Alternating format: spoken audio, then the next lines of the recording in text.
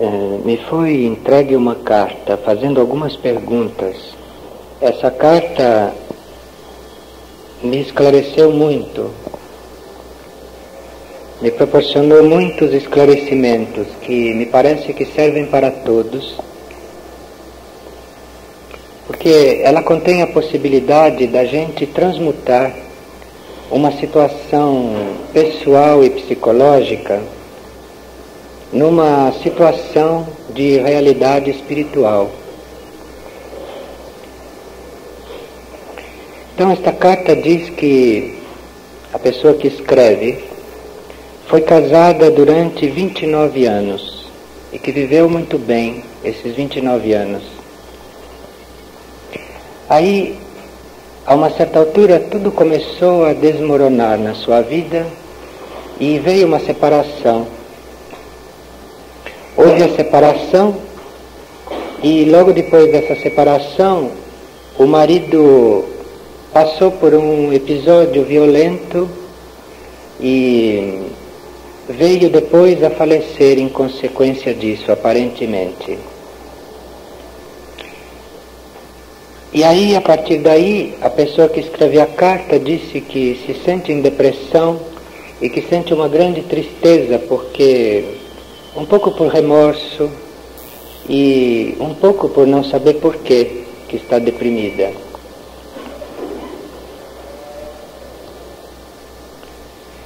Como a gente tem o propósito de, no trabalho espiritual, não tratar de problemas pessoais, porque nós já sabemos que o único problema que existe é o problema da gente contatar o eu superior, ou entrar no reino dos céus, como a gente diz.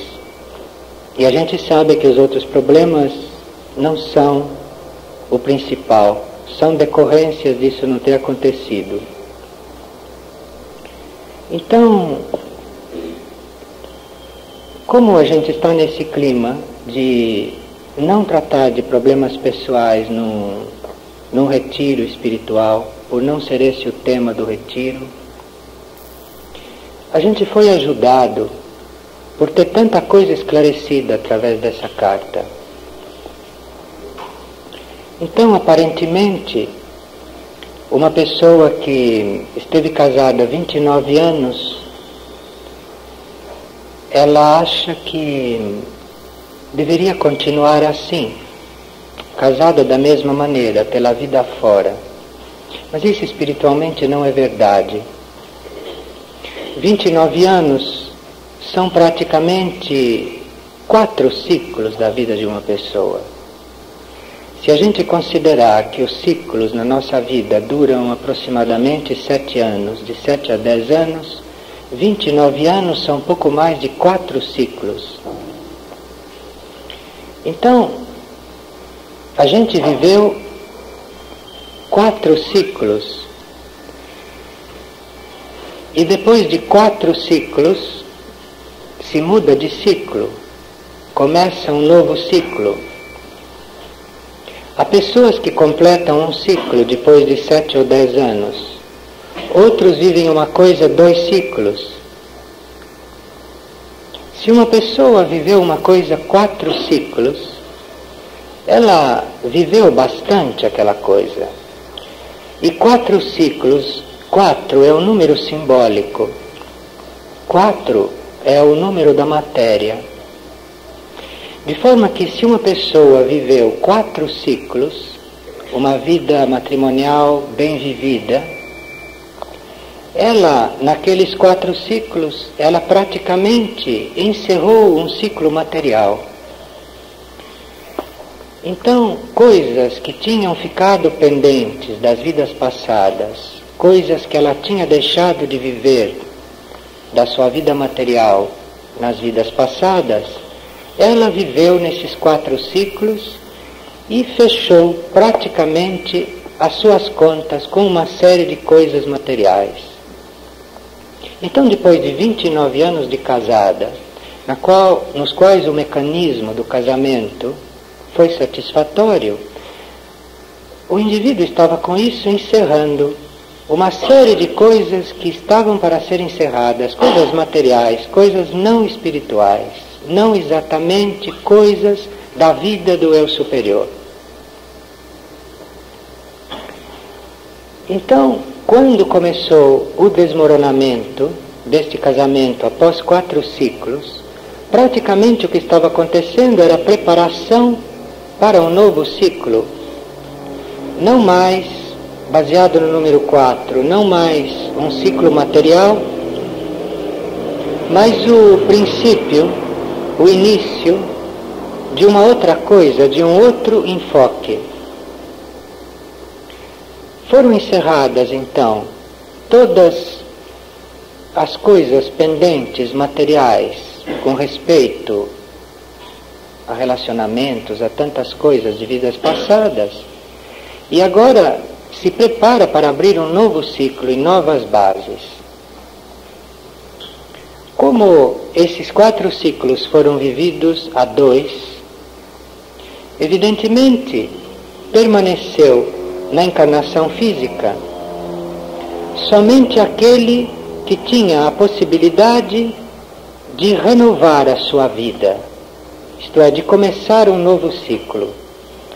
Aquele que não tinha a possibilidade de renovar a sua vida depois de terminados esses ciclos desencarnou, porque o eu superior teria que viver outras coisas, mas com aqueles veículos não era possível. Então ele desencarnou para preparar outros veículos e para o outro continuar os seus ciclos numa próxima encarnação com outro veículo mental, um outro corpo emocional e um outro corpo físico.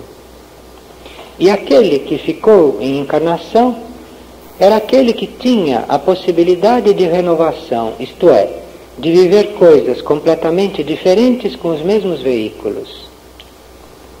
De forma que, no meu entendimento, não cabe nenhuma forma de remorso pelo que aconteceu, porque o que aconteceu foi uma consequência do estado de cada um. Um que poderia continuar a viver uma vida completamente nova, diferente, destruídos todos os alicerces passados, entrar num outro tipo de vida que não é mais baseado no número 4, que é o número da matéria, mas provavelmente será entrar num ciclo de uma vida mais sutil, de uma vida espiritual. E aquele que não podia fazer isso, passou pelo processo do eu superior desencarnar, porque vai fazer isso.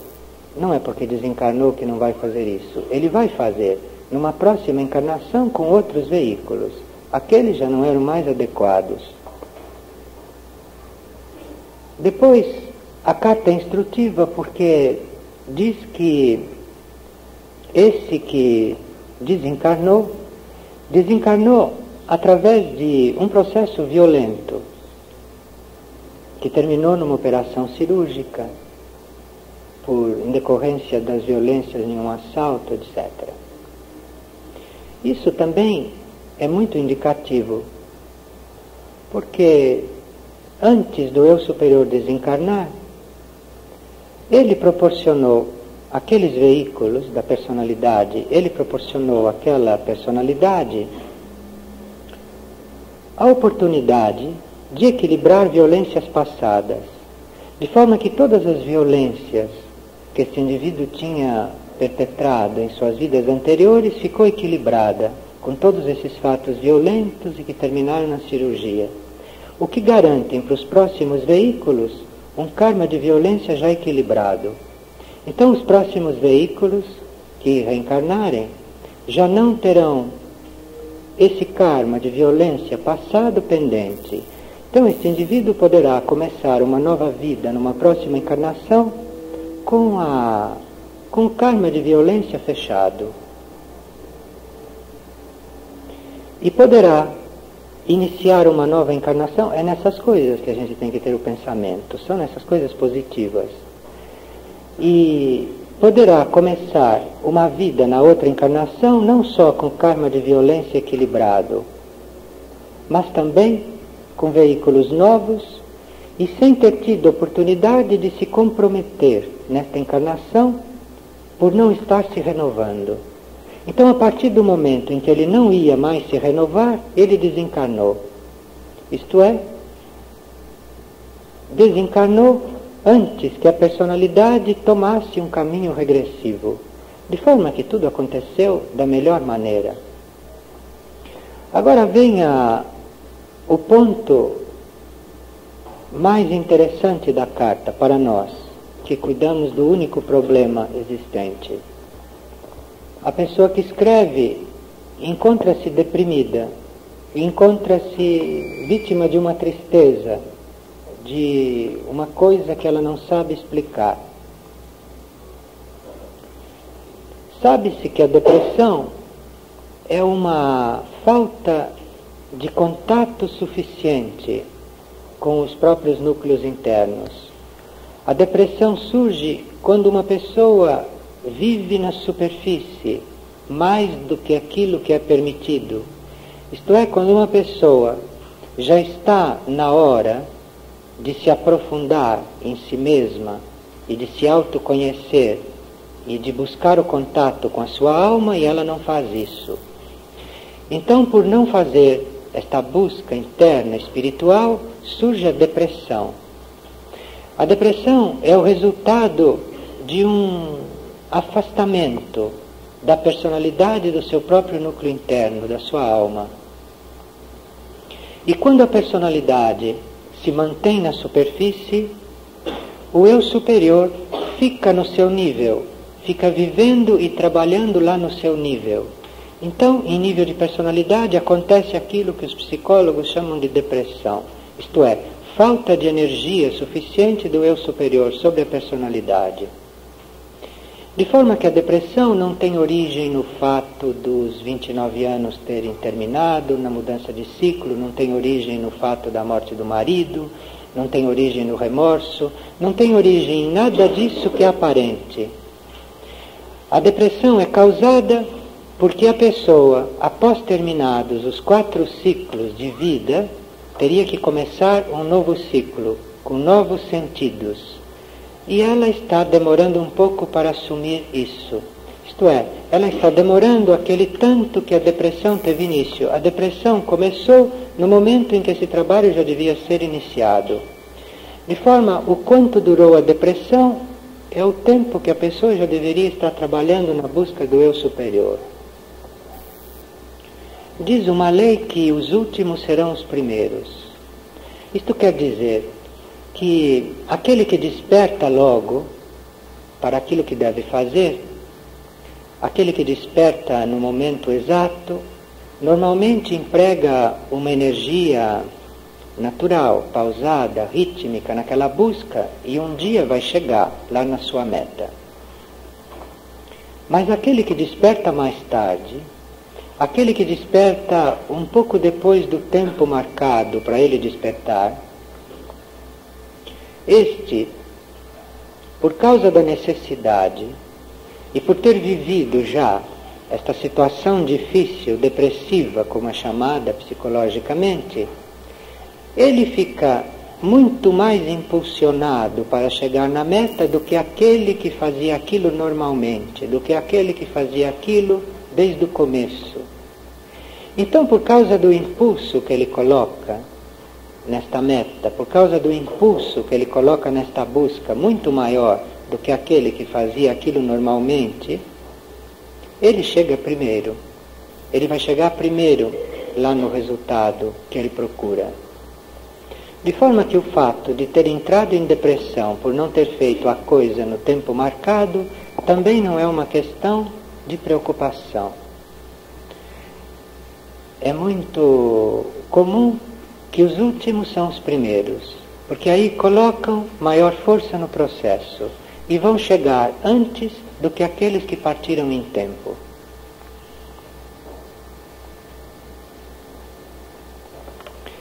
E a tristeza que a pessoa diz sentir, a tristeza também, no meu entendimento, não é por nenhum fato por ela narrado, porque nenhum desses fatos tem a força suficiente para colocar um indivíduo triste.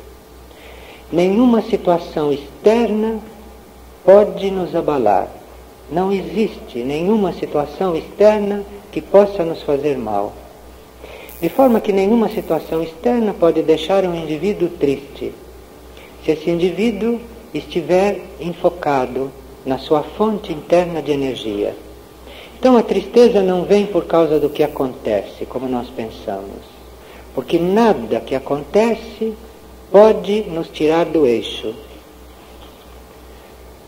A tristeza vem porque nós não estamos no enfoque certo, porque nós não estamos em alinhamento e porque nós não estamos em contato com a nossa fonte interna de alegria. É por isso que vem a tristeza. A gente costuma atribuir à tristeza uma série de coisas e tudo isso são desculpas, porque cada um de nós tem como característica do espírito a suprema e a indestrutível alegria, e nada pode perturbar esta alegria. De forma que a causa de tristeza é uma só, é falta de contato com esta nossa alegria essencial. E essa alegria essencial começa a ser contatada à medida que a gente se volta para esse núcleo de alegria. E não são esses acontecimentos que deixam a gente triste. É que muitas vezes coincide que acontecem certas coisas no momento em que a gente não está centrado. Então a gente fica triste pensando que são as coisas que nos deixam triste. Mas isso não é assim, isso não é verdade.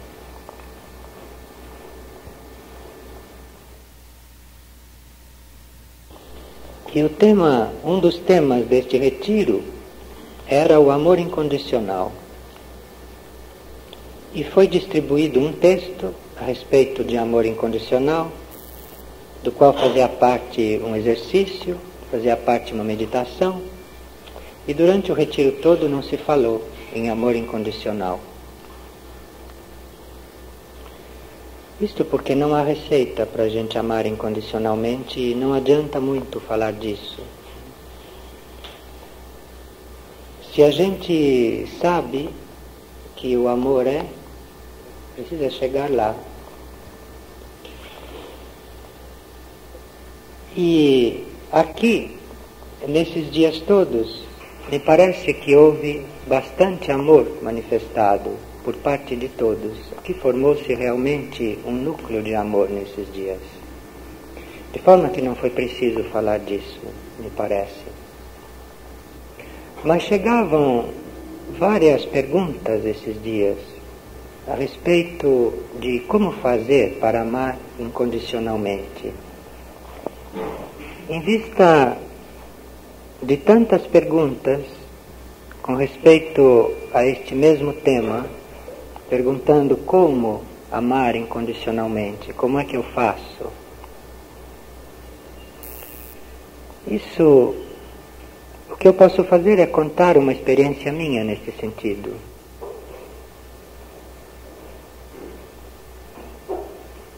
Eu também, a uma certa altura, tinha esta pergunta comigo: como é que eu faço para amar e como eu faço para sentir este tipo de amor? Porque o amor humano eu conhecia, mas sabia que não era aquilo. E eu também tinha isso. E de tanto eu perguntar para dentro de mim como é que isso ia ser solucionado, como é que isso ia ser encontrado, o que eu devia fazer para isso? E a coisa estava muito problemática, porque isto é realmente um problema, a gente saber que é amor e só conseguir perceber o amor humano, que é uma coisa que cansa muito, como vocês sabem, que a uma certa altura a gente não suporta mais. Então, isto era um problema bastante vital para mim. E um dia eu estava me colocando esta pergunta e disse mesmo a Deus, disse: olha, ou você me faz conhecer este famoso amor, ou então eu não sei como vou fazer.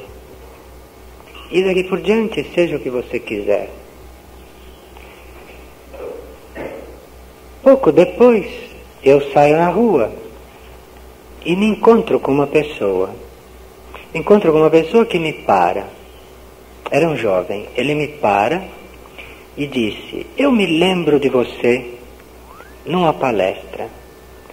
E quando eu olhei para você naquela palestra, eu percebi que eu devia te falar certas coisas, porque acho que você ia me ajudar.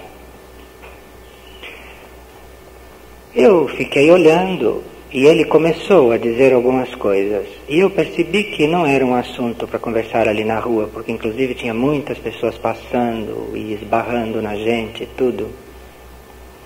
Eu disse, olha, vem lá em casa, né? Quando é que você pode vir lá em casa? E ele veio, marcou e foi lá em casa. E a gente conversou, e depois ele voltou uma outra vez, voltou uma terceira vez, voltou uma quarta vez. E a gente foi conversando, a gente foi trabalhando. E eu tinha prometido que não tocava mais naquele assunto com Deus. Então eu fui fazendo a coisa que me tinha sido colocada, que me era colocada, porque a coisa estava tendo receptividade, estava tendo um resultado, e eu continuei. Dali a pouco começaram a aparecer pessoas mais ou menos nas mesmas condições e que pediam as mesmas coisas, pediam ajuda, pediam para conversar, pediam para esclarecer pontos. E eu fui fazendo, fui entrando por aí, começou uma coisa. E eu fiquei assim muito concentrado nisso que estava acontecendo, nisso que eu estava fazendo, nisso que estava surgindo. E as pessoas aumentavam em número para fazer isso. E um dia, eu acordei de noite, no meio da noite. Tinham passado já alguns anos. Eu acordei no meio da noite e disse, onde é que está aquela minha indagação? E aquilo, e mesmo, e aquela pergunta? E eu percebi que eu tinha descoberto o amor naqueles anos. E esqueci de tudo, esqueci da pergunta, esqueci que eu tinha pedido uma coisa a Deus, esqueci de tudo, não me apareceu mais o problema. Eu achei muita graça, porque vi que a coisa tinha sido resolvida através de servir, através de fazer as coisas pelo outro, esquecendo que a gente tem aquele problema do amor, esquecer daquilo, porque senão a gente acaba entrando numa teoria sobre o amor.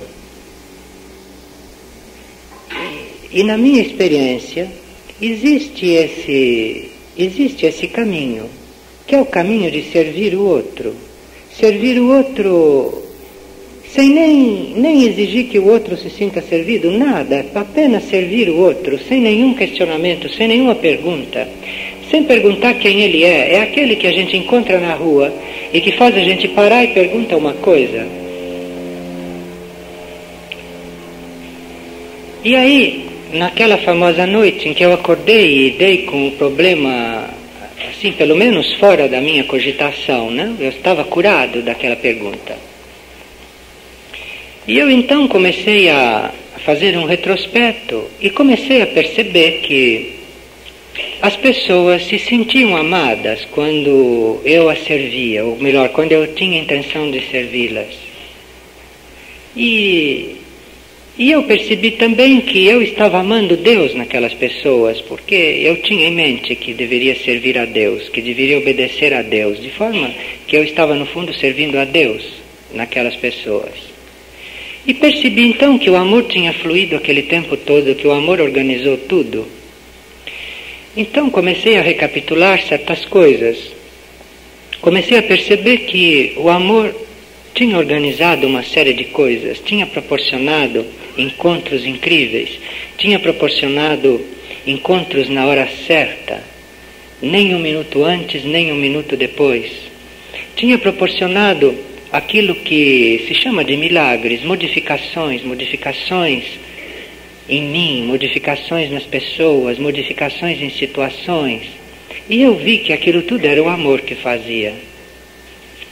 Eu disse, mas se eu não tinha a mínima noção disso, onde é que estava e como é que isso começou? Eu vi que estava dentro do servir, que estava dentro do serviço, dentro da intenção de servir.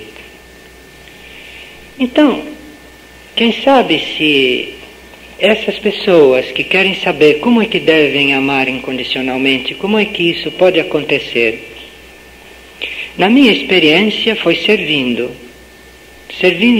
aquele que necessitava, aquele que aparecia, aquele que Deus mandava. E a gente tem sempre em volta alguém que Deus mandou.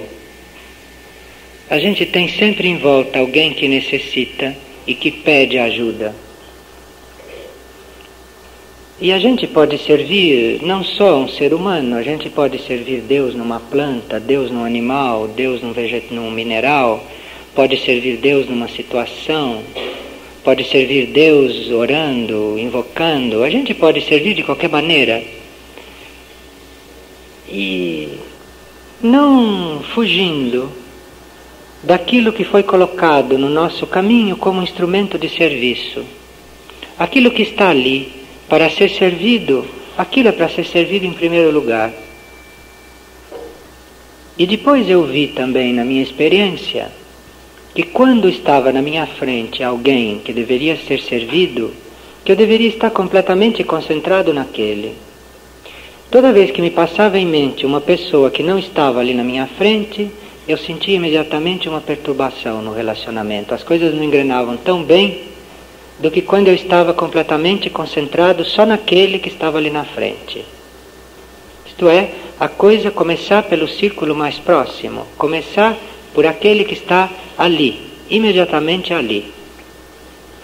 Sem nenhuma distração, sem nenhuma espécie de interferência naquele momento e naquele processo. Essa é a minha experiência dentro desse tipo de coisa. E talvez possa ser útil a alguém que talvez tenha ali ao lado o instrumento para desenvolver o serviço, de encontrar o amor incondicional, e talvez não esteja vendo direito que está ali perto, que está ali ao lado.